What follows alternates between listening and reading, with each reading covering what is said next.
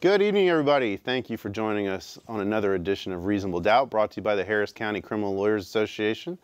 I'm your host, Jimmy Ardwan, along with my co-host, Julio Vela, and our special guest this evening, Julio. First time to the show, we welcome Gary Miller. Thank you for having me. I'm excited to be here. Absolutely, man. This is going to be a great show. Julio, what have you been up to this week? Oh, you know, fighting cases, taking care of kids, fighting cases. I was thinking... Are your kids fighting with you, too? Kids fighting, yeah, I'm having to, yeah, no, it's, you know, I was thinking, down at the courthouse, every day, we have the most important cases to our clients and to us.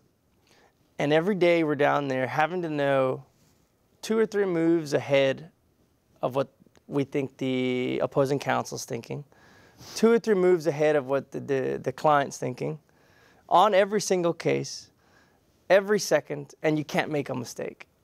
And this week has been particularly busy for me, and it's just good to just take a break for like an hour and just talk a bunch of jazz about this and that. I'm excited about the show. We got a great show. We got a great show. Gary's coming on, and it's going to be good. First time on here, but we're going to be with you for the next hour, ladies and gentlemen. We got a lot of great topics to discuss, a lot happening this week, both locally and across the country. We'll be with you for the next hour. Like I said, we'll take your phone calls starting at 8:30. 713-807-1794 is the number. Also have Twitter up at HCCLA_TV, so you can hit us up there with your questions and comments all night long. Let's start, guys, with what happened this week in Austin. Our new DA goes up to Austin, and she's there testifying in support of a bill to change how witness bonds are handled. And of course, this bill stems from what happened last year, where the DA's office under the old administration had a rape victim jailed pursuant to a witness bond because they felt that they weren't going to have her available for trial. Well-publicized case where trial started, there was a break, they were concerned she was going to leave. You had the whole Christmas holiday where she ended up spending Christmas in the jail. It's become a national story, of course, and now it has come to Austin in the form of a bill to try and reform the witness bond law and what's on the books and how a prosecutor can move to hold a witness in custody. And Gary, I know you were a former prosecutor for a couple years. What do you think about this bill? The proposal, is it really going to be meaningful going forward? The changes that they're proposing. I think it will. Witness bonds are not used very often. Mm-hmm. I mean, you do not see them unless it's a serious case, typically. You rarely see them. And there really was kind of a mystery surrounding how it was done, what you had to do, what requirements you had to meet. I've seen prosecutors do things like, hey, let's have a meeting next Thursday at 8 p.m. I want you to be at my office to talk to me about this case. Of course, the time would come, the witness wouldn't show up, and they take that as, strike one, this witness is not going to cooperate. Then they do the same thing the next week and say, hey, I want you to be here Tuesday at 2 p.m. We're going to talk about the case. Then they don't show up again. Then they run and they get the witness bond, and the witness is thrown into custody. Yeah. And they don't have a lawyer. My understanding is now that, I guess, notifications are going to be made, setting off kind of wheels in motion to make sure they have a lawyer, certain safeguards that they're not sitting in jail with no one representing them. Mm-hmm. Obviously, I think this obviously was a big political issue for the election. Sure. I mean, she had to follow up with this. I mean, she used this to her advantage, basically. No doubt. Which, I don't blame her for it, but, she, I think, had to follow through with this and see it through. Yeah, it was interesting. Her comment at the hearing was, she said it's not that what the state did was necessarily illegal, but it was unfair. I mean, that's 100% accurate because... That's right. I don't know the status of the lawsuit. I assume it's still going. I assume she doesn't want to admit that the DA's office had some kind of wrongdoing in that pending lawsuit. I think it's still pending. But she also was kind of still doing the political thing and saying, hey, I understand this is not fair. I mean, rape victims are not supposed to be thrown in jail and forgotten about. I mean, that becomes the issue is did the DA's office actually follow the law the first time? There seems to be some questions about whether or not they did. But setting that aside, whether or not they followed the steps appropriately or not, I don't think that you can say just to eliminate witness bonds altogether. I don't think that that's a good scenario, because I mean, you should, the state, I mean, I can't believe I'm advocating for this, but as a defense lawyer, but I mean, I think there should be something. I mean, as a defense lawyer, you want to be able to get your witnesses there, and you have the ability to have them attached and brought to court, because when you issue a subpoena as a defense lawyer, you expect that subpoena to be honored, and you expect the witness to come to court and testify, because you know your client's life depends on it. And so, you know, what's good for the goose is good for the gander. But I do think that it was obviously handled in a very, very poor fashion with regard to this this witness. The witness bond bill was proposed by Senator Whitmire, and it adds particularly Section 6, which requires two things that are new, at least in my opinion. The first one is that a hearing has to be held in open court regarding an attachment of a witness, which I think would be pretty standard anyway. You have to explain to the judge as to why. Didn't happen. Right, and it generally didn't, but you'd like to think that there'd be some sort of open process as to why a witness needs to be attached and brought to court to testify. One of the interesting things that the article or the bill does is it requires a hearing to be in open court, but now if the witness does not reside in the county in which the action is proceeding, the hearing required by this article must be held in open court and in the witness's county of residence. So interestingly enough, if I'm trying to get somebody in from Dallas or from Cameron County, and I'm trying to attach them from there, a hearing would have to be had in that witness's county to bring them over. And so because of that, the second part comes in where the bill would require that individual to be represented by counsel, which is great now, because if, let's say it's a witness that's adverse to me and they have counsel, and we're going to have a hearing, I might be able to cross-examine them on issues that might be material or relevant to my case. I think the big issue here with Jenny's case was she had mental health issues. 1. 2, when she got into jail, nobody even knew where she was. Like, she was basically lost in the system. She was thrown into general population, and you know, tagged. They thought she was actually a defendant. Right, and it came into the holidays were then. I mean, it was kind of like the perfect storm of, she really was, I think, forgotten in the jail. They didn't know who she was. I think one of the articles referenced the jail might have even thought she was the person accused of sexual assault. Exactly. As opposed to being the victim. So obviously the communication was not there. You know, whenever the witness bonds are used, that person usually is a very difficult witness, typically, that they are, you know, adverse, or they've changed stories, or they've been uncooperative on occasions. So usually they really would benefit from a lawyer trying to advise them kind of through this process. Well, and let me ask you this, Gary. I mean, if it is a witness who is problematic, who has changed their story, who has, you know, been kind of recalcitrant to deal with from the DA's office, why would they want to call that person? Typically it happens in a case where they need the witness. They have to have this person for whatever particular facts they can testify to. Like, they're the key eyewitness to the murder, or they're the victim in a sexual assault. Like, they really don't want to do that. Yeah. But there are certain witnesses that they have to have there. If they're the main witness, they're going to do everything they can to get them there, and that usually involves a witness bond.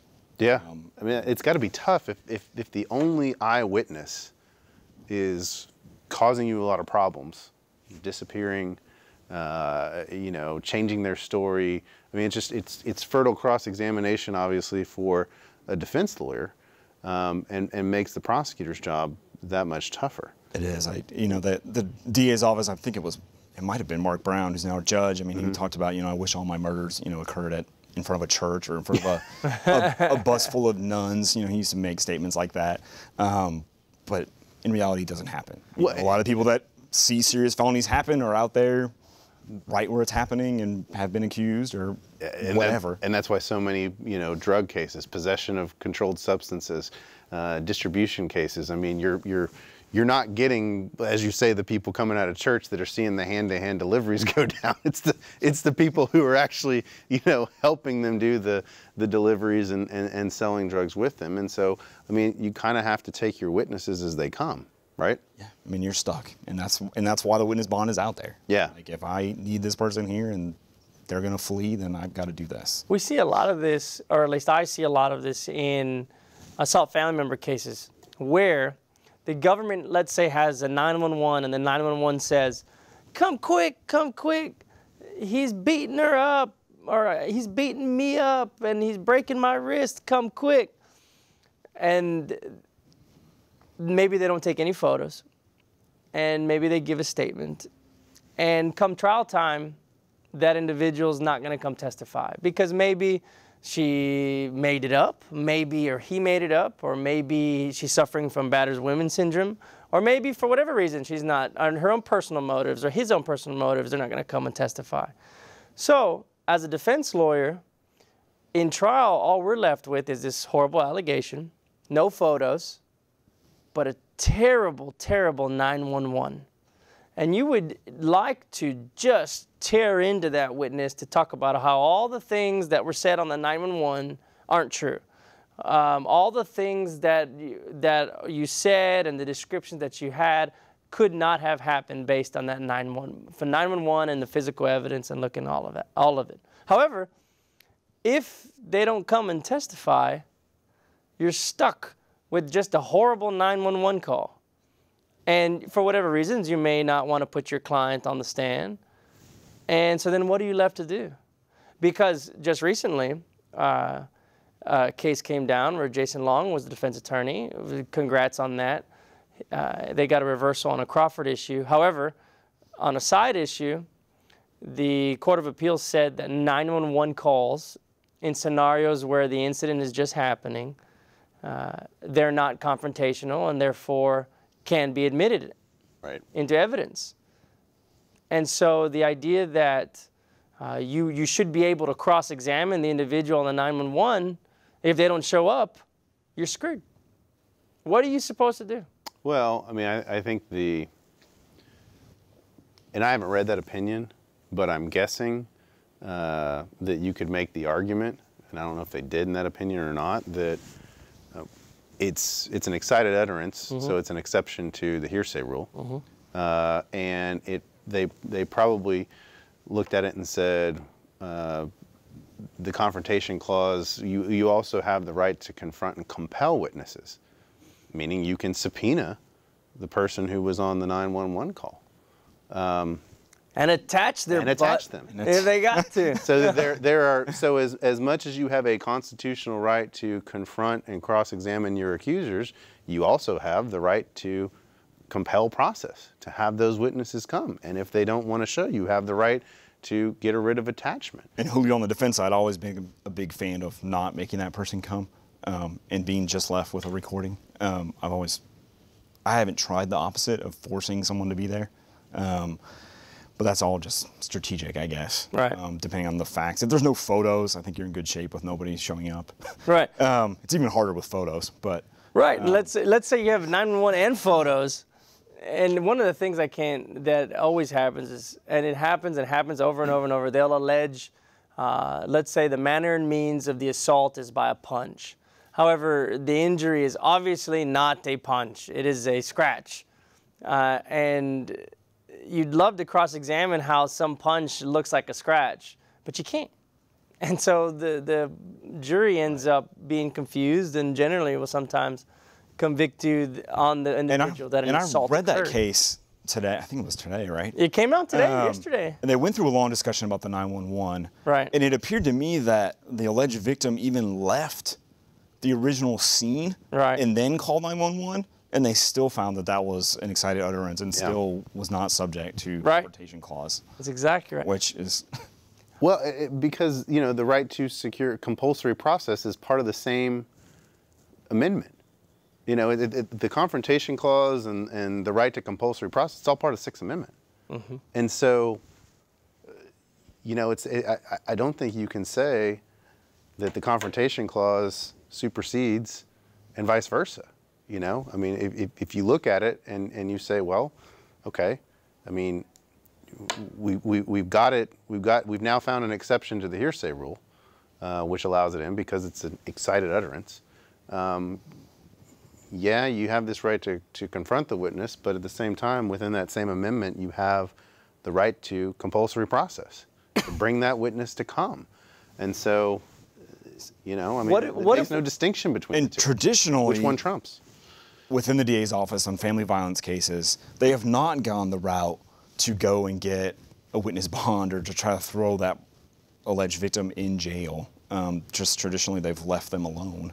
That's the And they have not pursued any kind of witness bonds against alleged victims of domestic violence. That's one of the biggest things. Our fears are, well, if I don't show up to testify, are they going to come arrest me? You know, I don't see that happening in misdemeanors. On a big giant murder or a rape case, a serial rape case, yeah, I think that might happen. They're gonna issue a writ of attachment and come get you. But I don't really see that happening on the misdemeanor level. And it's been that way for a long time, and I don't think it's going to change. I don't think they're going to start doing it. So we're going to have to continue with the same issue about the confrontation clause. Yeah. What are we going to do as defense lawyers? In Jenny's case, that was a serial rapist. Right. I mean, had it been what you're talking about, a misdemeanor assault case, a domestic violence case, maybe even if it was just a one-off felony sexual assault case, this might not have happened to her. But I think you're right, Julio. I mean, I think that the fact that you have a serial rapist, somebody that they really need, and going back to your point, Gary, about how, you know, in that situation, they may not have even been able to locate other witnesses. And she may have been the only one that they could even locate. And I think that's part of what the DA's office was trying to say when it all kind of the story broke was, we didn't want to do it this way. Yeah. This is the only way we could come up with. This is the only witness we had. I mean, obviously it didn't work out that way. No, it was handled very poorly. Correct. I hope they didn't intend it to happen that way. No. But it started out as, I believe, from good intentions and like, we need to prosecute this person. Well, let's flip it on its back and say, okay, this seems like a good idea. However, what if I need a witness out in Cameron County? And according to the statute or the proposed legislation, the county where the witness resides will have a hearing. And that judge down in Cameron County or wherever says, nope, sorry, this witness isn't going to be attached. And I'm like, I need this witness because they're going to present a 911 and photos up here, and it's going to destroy me. I don't see anything in the proposed legislation as a remedy for that. I mean, so then we're just... Well, wouldn't you have a right to appeal? I don't know. I mean, on the order not honoring the attachment? Yeah, on the order denying attachment. Wouldn't you have... I'd imagine. Wouldn't you have a right to appeal that? Would it be an immediate appeal or some appeal? You'd like to think it would be something that would be what's called interlocutory for the viewers, right? I mean, you would think that it would have to be an interlocutory appeal because, you know, you have, if you can't get that person there, you have an immediate harm. I agree. So I don't know. Unless you can maybe somehow bait the witness to come to your county, serve her there. Yeah, and then like, no. I mean, I don't know. I'm just thinking, you know. I don't know either. I mean, it's an interesting discussion. I mean, there's a lot of moving parts to it. I mean, I think this bill is a good step, but look, nothing about this is ever it's not going to ensure, I don't think, that something like this never happens again. Right. Because I don't think you could ever, this was such a one-off case, but I don't know that you can amend the statute or create a new law that completely prevents it from ever happening again. I mean, you know, stuff falls through the cracks sometimes and things happen, and unfortunately, but that's what the civil justice system is for. because I do think, while to your point, Gary, they may not have intended to do this, I think they were grossly negligent in how they handled it. Oh, I 100% agree. You with know, I mean, she really was lost at one point. Yeah. I don't think they had any idea where she was. Yeah. And she was in the jail somewhere, but who knows where. I don't even think they knew where it was either, right? And we don't know why she's in there, Right. basically. So that's just it's which scares me. I know. It's a giant jail. I don't understand how they lose somebody. I think Nick's working in San Antonio now. I don't know. Is it the Bexar County DA? Yeah, that's what I've heard. I don't know. We'll see. Yeah, I don't know. Well, we'll keep track of this bill and see. You know, I'm sure it's going to get passed. I can't imagine it's not, because the what brought it here was such bad facts. I think it's out of committee. Speaking of bad facts, let's move to this ruling by the 14th Court of Appeals this week in DWI cases. And we're going to get a little nerdy here talking about Court of Appeals opinions. And Julio and I probably aren't the best people to be talking about Court of Appeals opinions, but that's why we got Gary Miller here tonight. Oh, I'm not the expert. I'm not an expert on appeals either. We have our appellate expert. Our appellate section is here tonight, in the form of Gary Miller.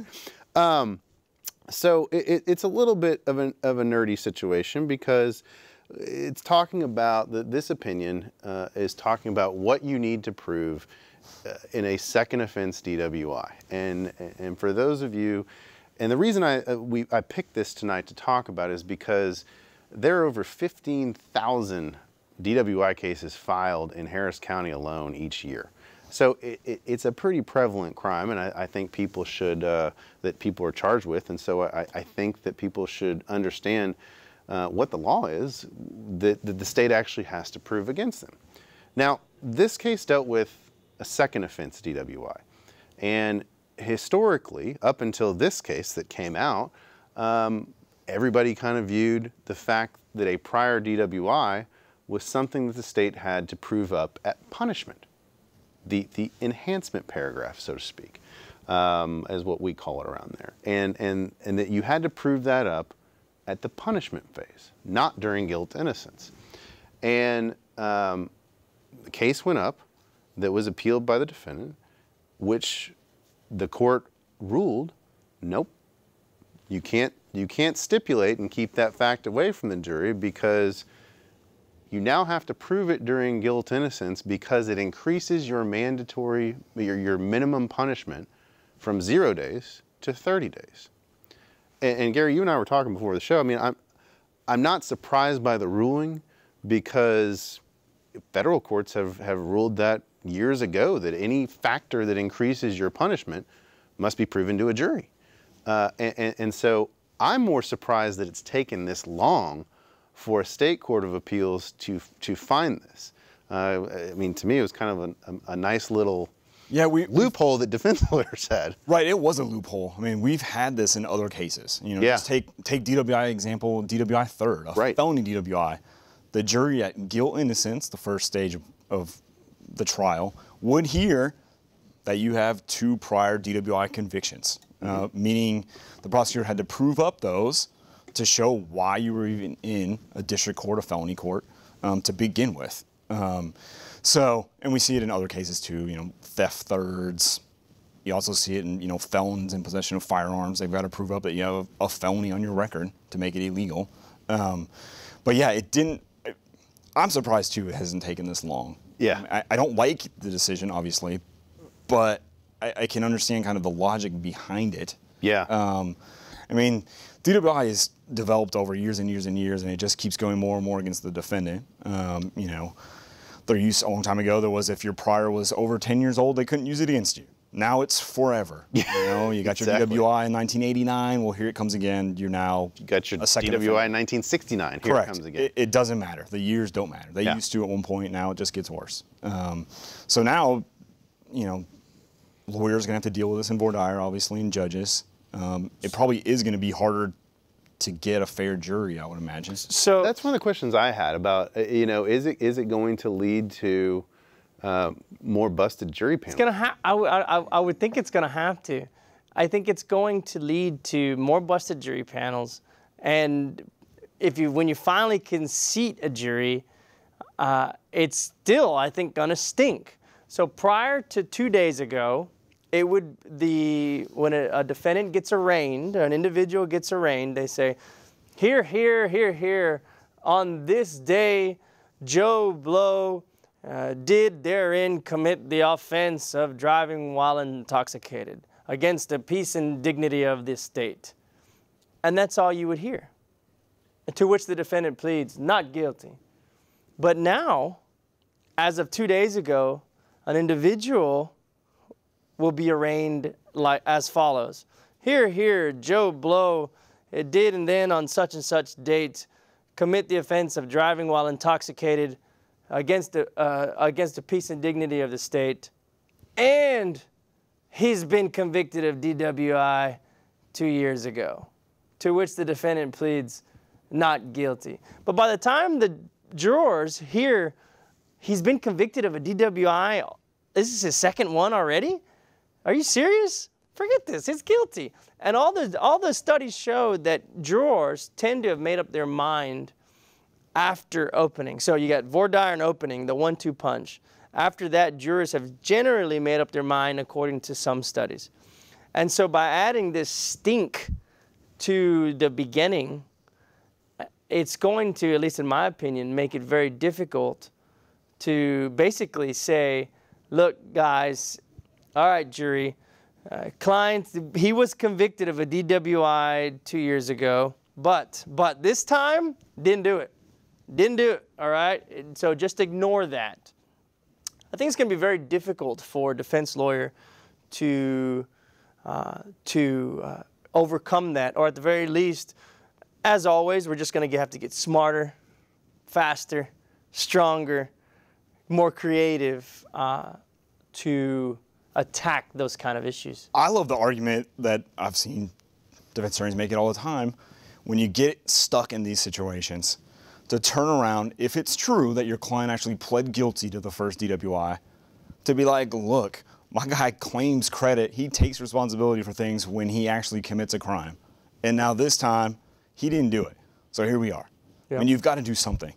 You can't just say, yeah, that's true. I got convicted 2 years ago. I mean, you're going to be in trouble. You've got to do something more than this, that. Well, and you could do the old stipulate and say, yeah, look, Judge, before he's arraigned in front of the jurors, we stipulate that he has a prior DWI in 2012. Is that out too? You can't do that now. That's what that case says. Oh, man. You can't do it. Because, I've done that before in other cases and have stipulated on DWIs, but that's my reading too, is they're saying you can't do that. You can't do it because it's now essentially the way if I read the case correctly, okay, they're saying that this is now the enhancement paragraph is actually a factor that increases your punishment level, which it does, because a second offense DWI has a minimum punishment of 30 days. Well, it's so you go to an A, right? So it'd be minimum 90. So it'd go 90. Yeah. Yeah. So yeah, that's what 90. Yeah. It increases the punishment. Yeah. From that, so it's a factor that has to be. Well, it won't be that anymore, right? No, it'll be because you can't enhance an A with a Class B. Right. So it won't be. Well, I think you can. I mean, this would be something for a column, but I think, like, for example, if I'm charged with the class, it changes the enhancement. It changes the punishment ranges. Yeah. So we'll keep it that way. You've got to do, on a DWI second, you've got to do 72 continuous hours in jail, as you know, if you get probation or something like that. Well, because if they don't prove the enhancement, isn't a first DWI the lesser? Doesn't it become the lesser? It becomes a lesser. It becomes a B. Right. Right. So if they can't prove the factor that increases your punishment from 0 to 30, in other words, if they can't make the leap and show that it's gone from a Class B to a Class A because of this, it's the first offense now is a lesser included charge.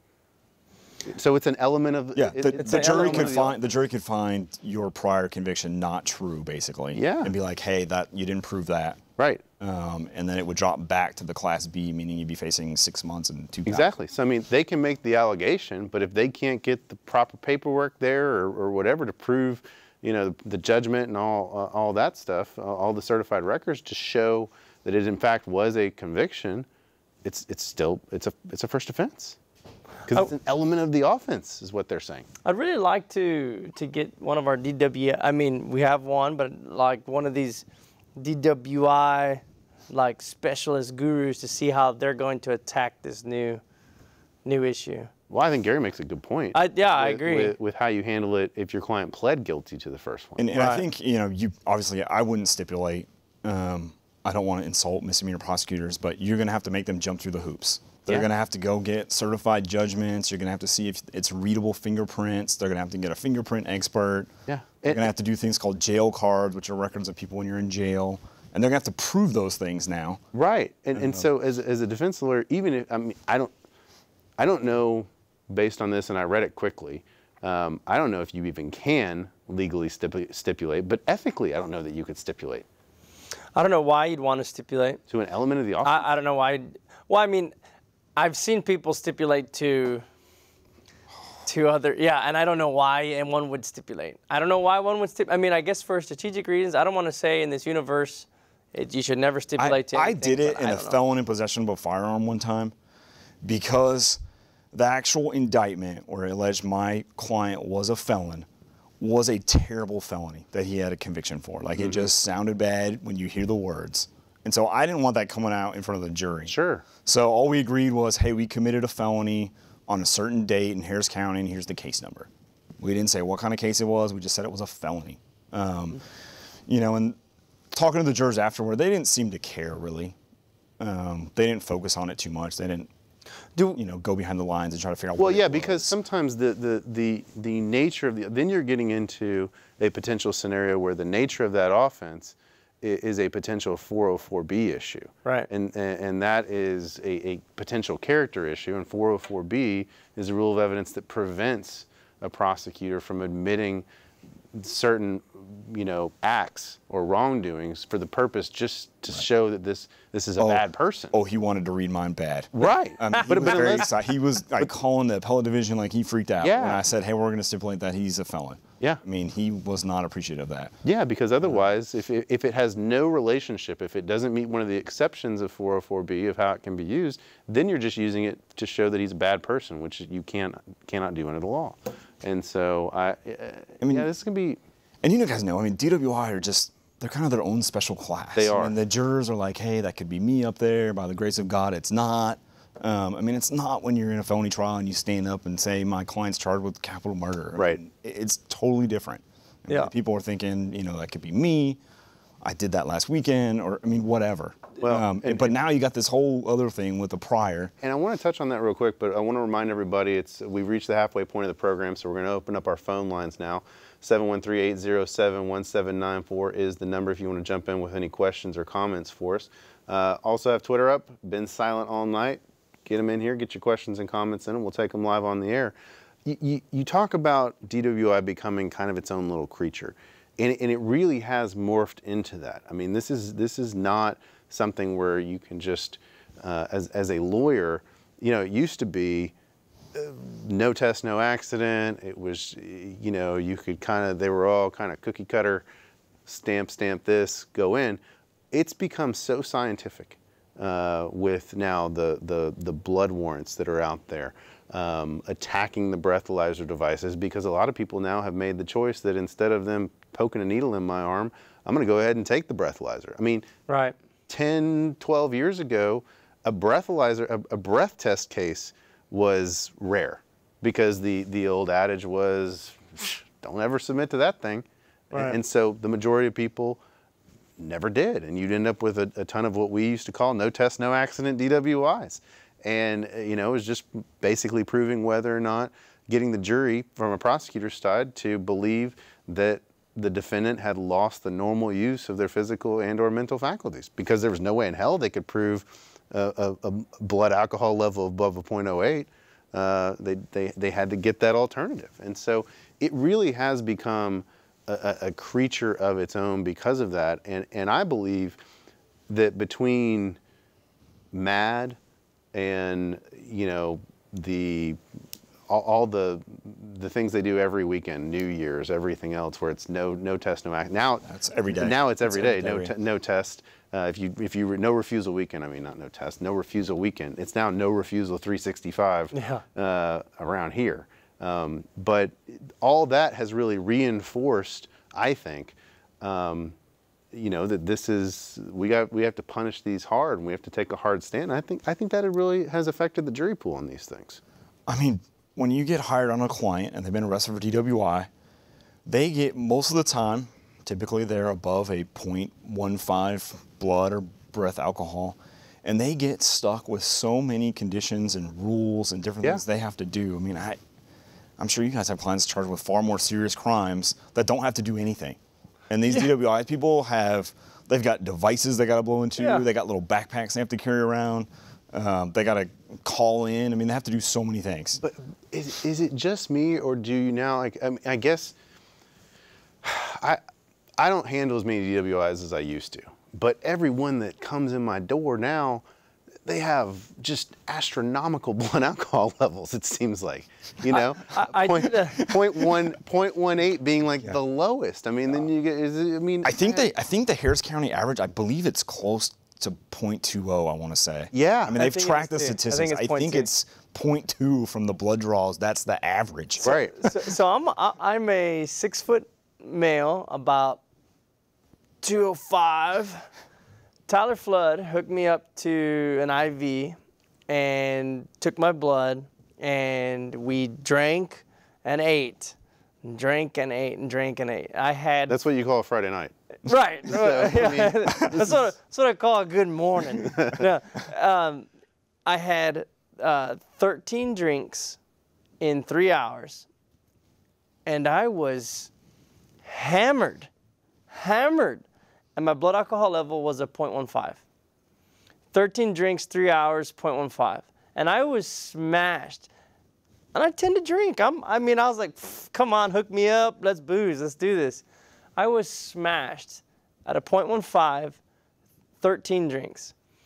And so when you see these numbers of 0.2, 0.25, 0.34, 0.3, you're just thinking like, what in the world? And you know, and I consume alcohol. I'm not an alcoholic. I consume alcohol, and so I think, oh, you know, those numbers don't really, they're not really in perspective. But no, 0.15, 13 drinks, 3 hours, hammered out of my mind.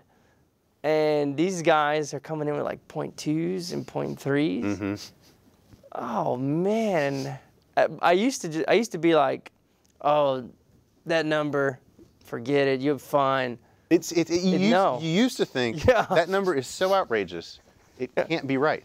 It just can't be right because it is so ridiculously high.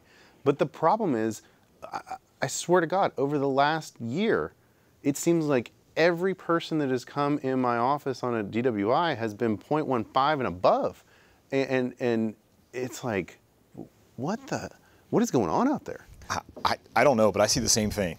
I mean, I haven't had someone at near a 0.08 or 0.09 in a long time. I mean, Uber needs to do a better job with Call the ride, or Yellow Cat, whoever. And with the blood results, it's so difficult already to overcome. If you're going to fight a DWI case, it's already so difficult. And now they're going to be bringing in, oh, and by the way, old boy had a DWI 2 years ago too. Right. Mm-hmm.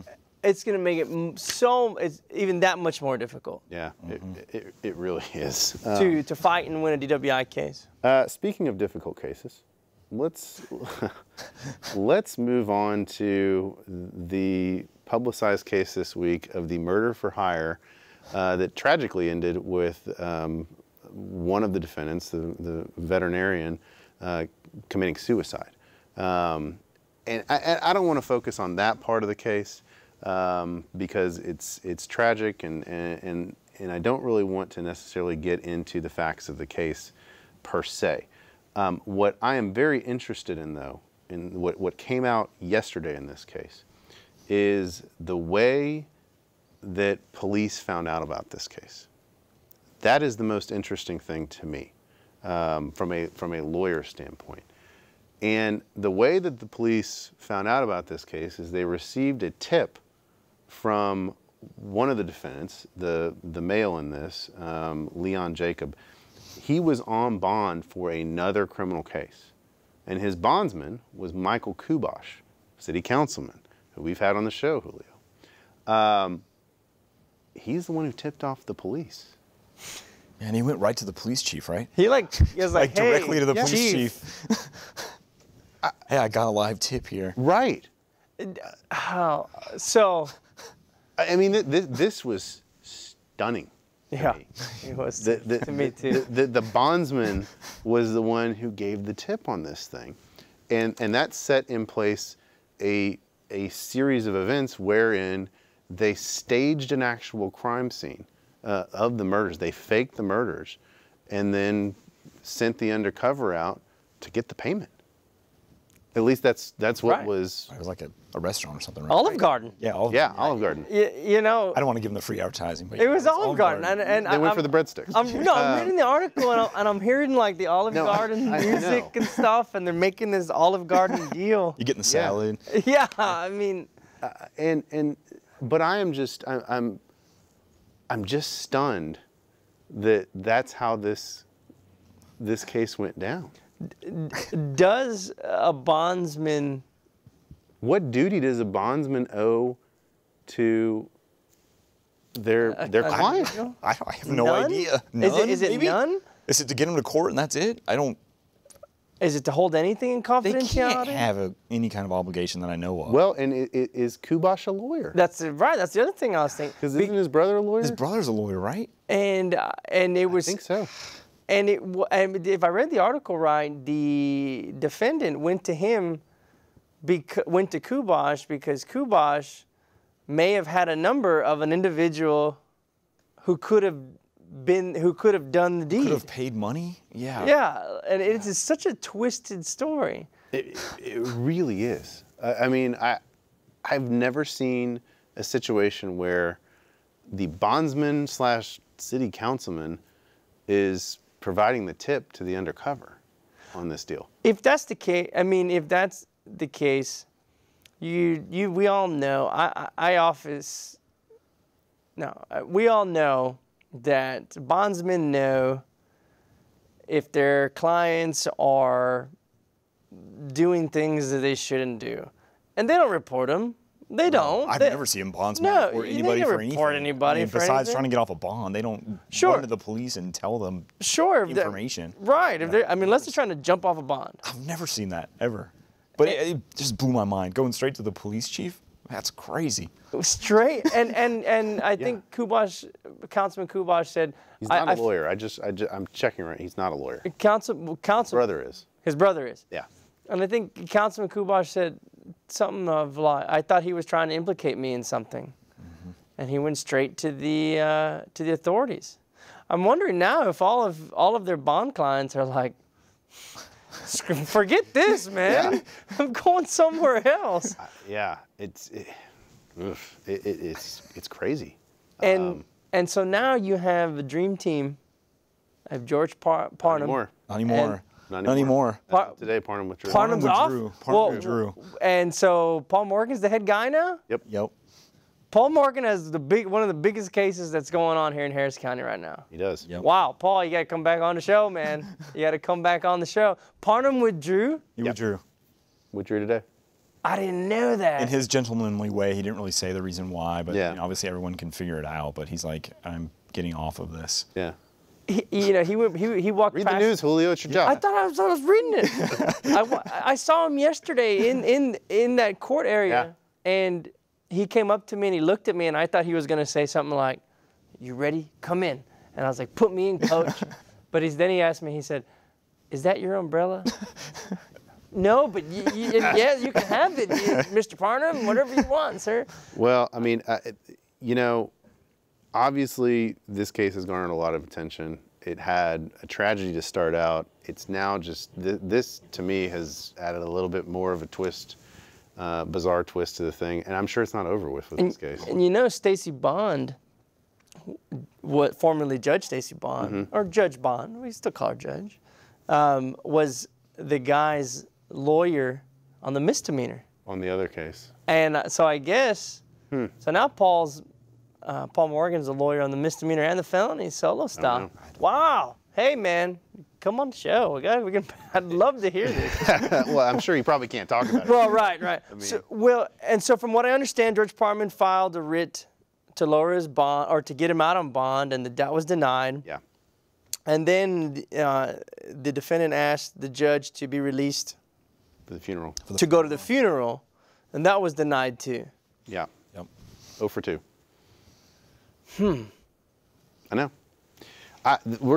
We'll see where this thing goes. I'm sure this is not the last twist that we're It's only been a hear few about. weeks, right? Yeah. I mean, it feels like all these things have happened. It's only been a short. These things have happened in rapid time. And we're only at Thursday for this week, so there's still time for more. It's only been a crazy few stuff to weeks. happen. This whole thing. Interesting case out of Kansas that I want to talk about. We had the whole deal last year here in Texas with the Securus systems and whether or not those were safe for talking to your clients on. This is nuts to me.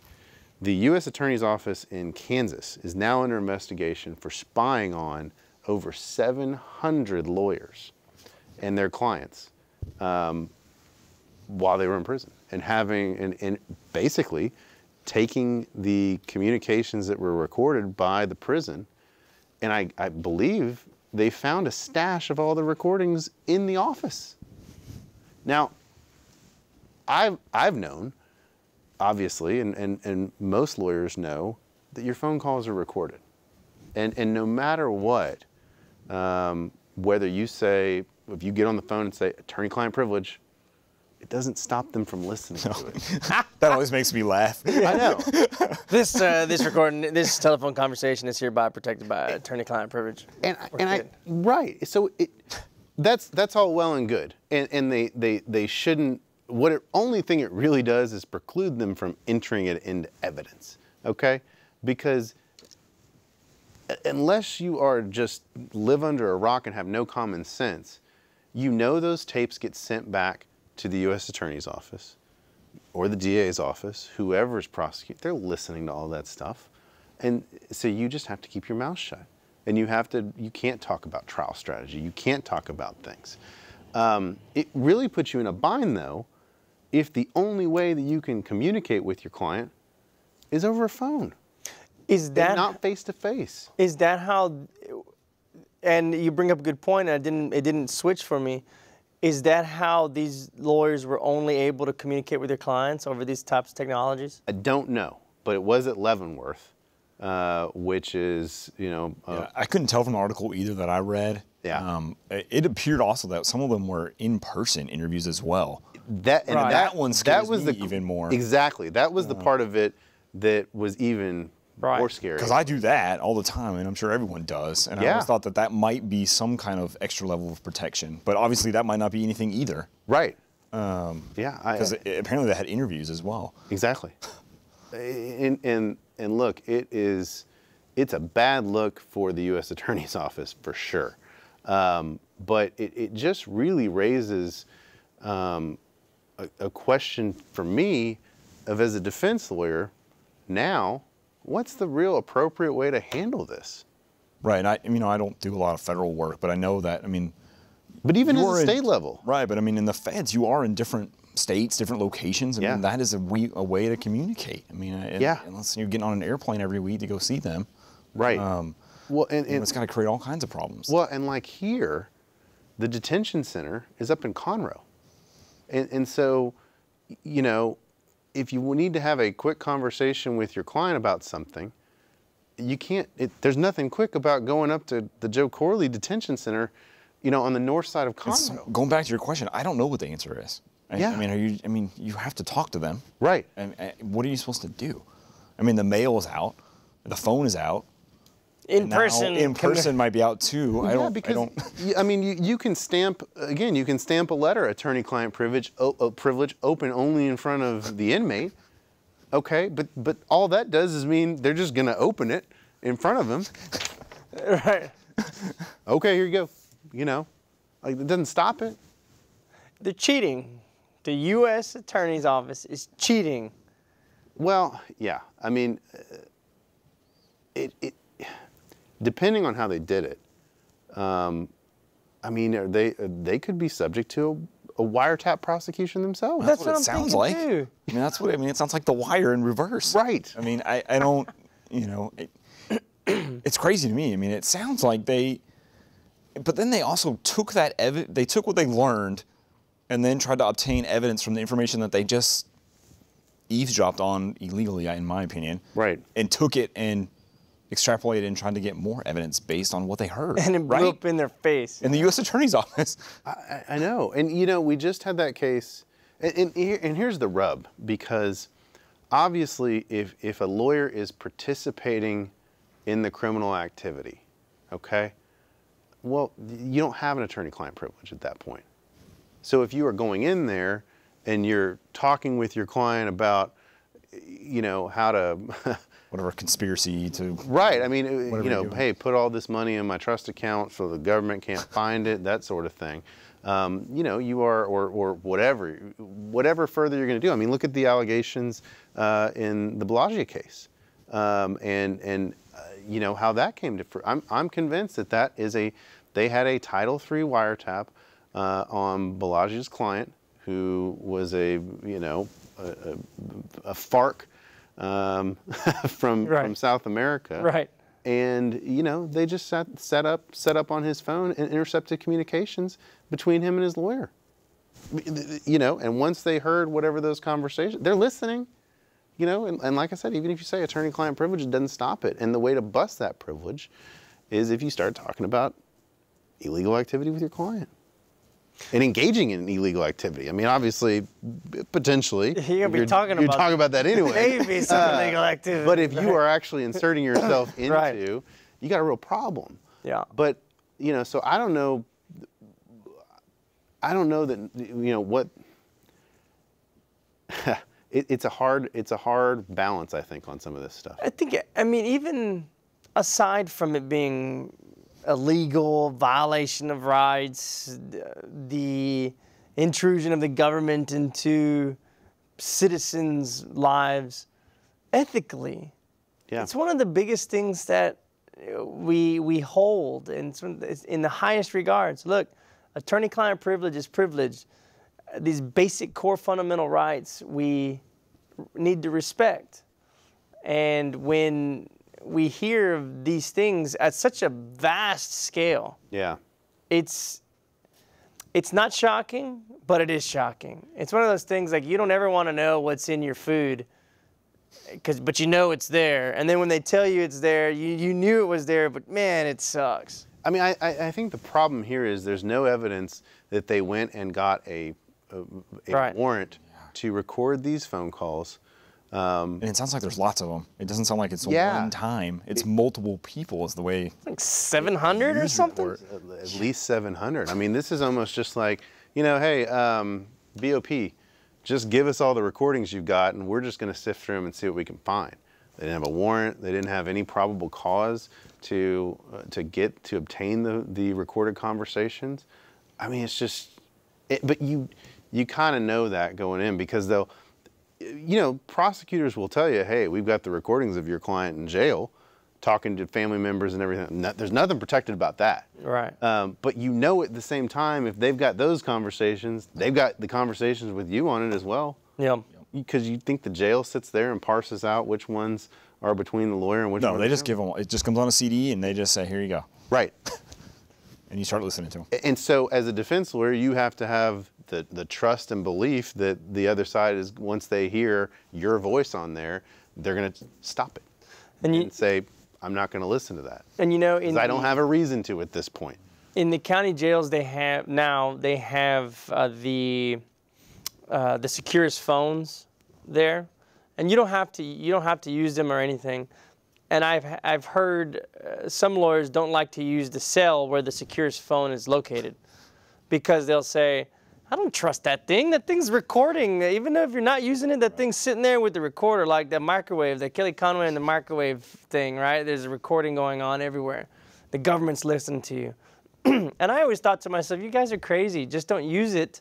You can go use that holding cell, that holdover cell, with that particular telephone in it, but just don't use it. Now I'm thinking to myself, that thing might actually have a recording device inside it, and they're listening to all my stuff. Well, and it might not ever go off. It might not ever. It's just constantly recording. It's just on all the time. And after all those the WikiLeaks where they're watching you through the Samsung TVs, jeez, you know, I'm telling you, man. They're probably listening to us on our It's phones right insane. now, listening to our whole show. Absolutely insane. What, Siri? Jeez.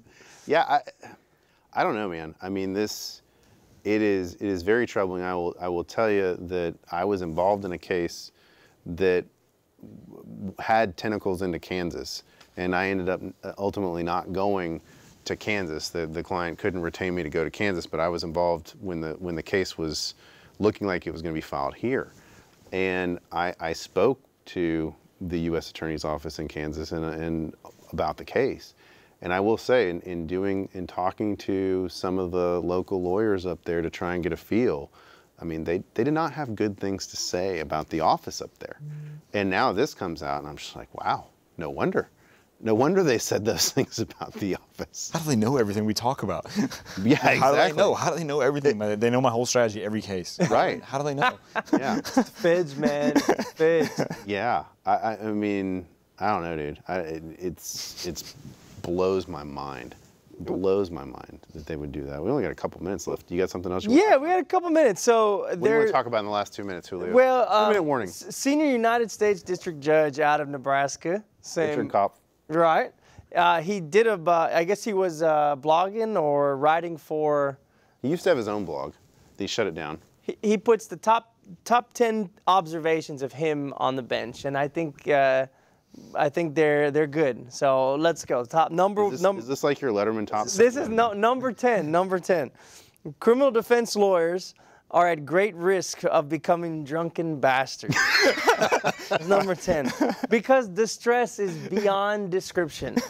It's true. I mean, we're talking about these. You're gonna have to pick up the pace. If you're gonna get These through all 10 within 2 Number minutes.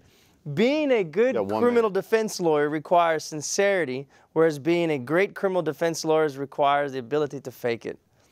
8. When it comes to convincing a client to accept responsibility on a guilty plea because it's in the manifest best interest of a client, a criminal defense lawyer must become a client whisperer.